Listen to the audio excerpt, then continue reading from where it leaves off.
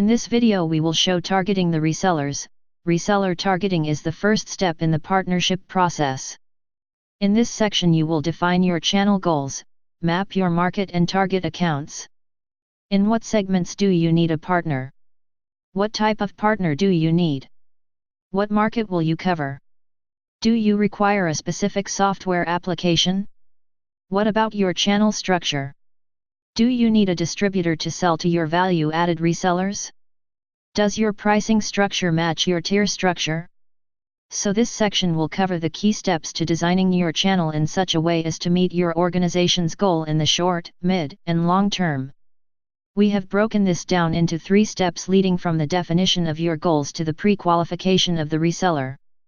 By the pre-qualification we mean a determination as to whether or not the reseller meets your organization's requirements.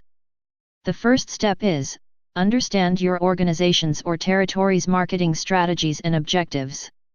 Percent market share for particular products or services, percent market share and distribution strategies for specific vertical markets.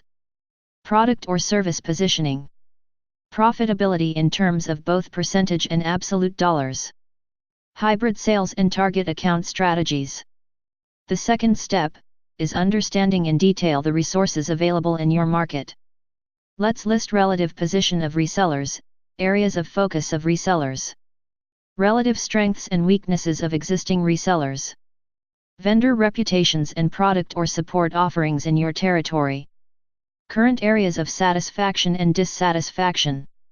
Channel guidelines, guidelines for asset management.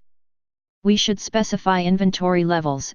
Do we need local inventory or we only need factory orders? Do we need demo units for startup? What are our delivery terms for particular products? What are our payment terms? Do we need longer-term financing? Do we need financial third parties? Guidelines for logistics are, for example, all customer orders must be placed in factory within 24 hours of customer placing the order. Delivery should be on lead times, and whether we need an infrastructure for delivery or not. Let's see the channel capabilities. We should assure that the reseller commit to sell and support X million per year of our products. Using pricing to structure your channel. If certain of your resellers don't have the potential to generate profitable levels of productivity, you will be forced to restructure your channel. There are several ways of doing this.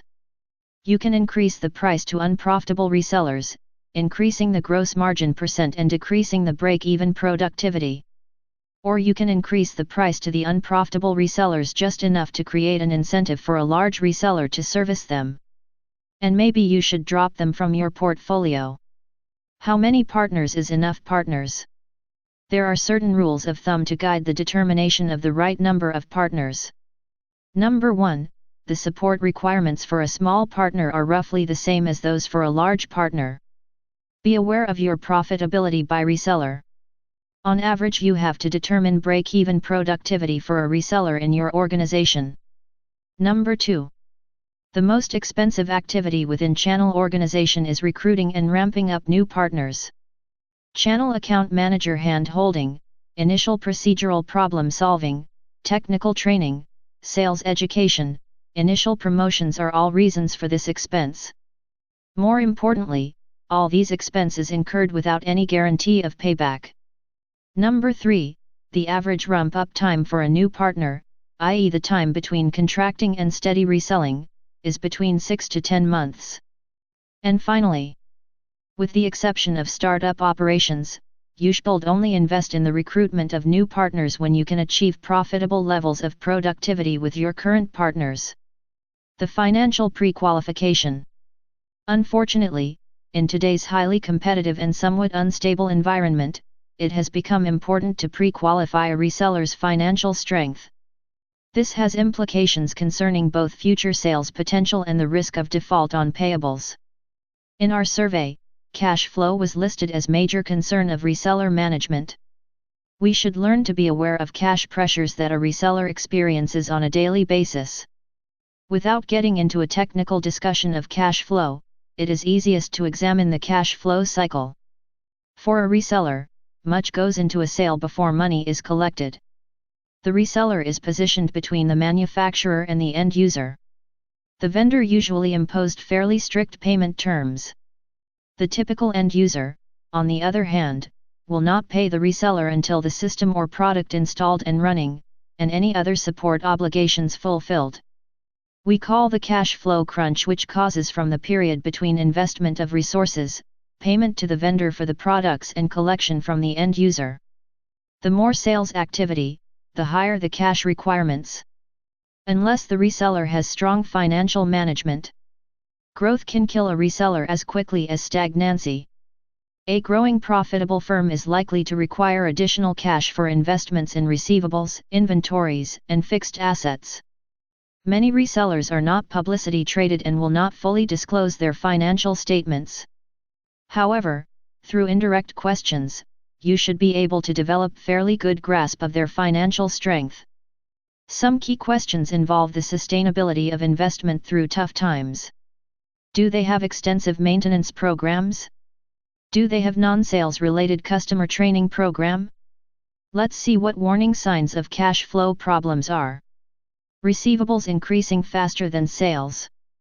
Evidence of frequent bank overdrafts. Increase in short-term debt. Increase in accounts payable from reseller, dealers in payment. High sustained growth over a period of 1 or 2 years with no external financing. Evidence of decreasing margins. Desperation sales below cost. And now, we should contact the prospective partners. Most of you are familiar with the important resellers in the market, and most of them are willing to meet with your company. So the emphasis should be on creating interest in that meeting.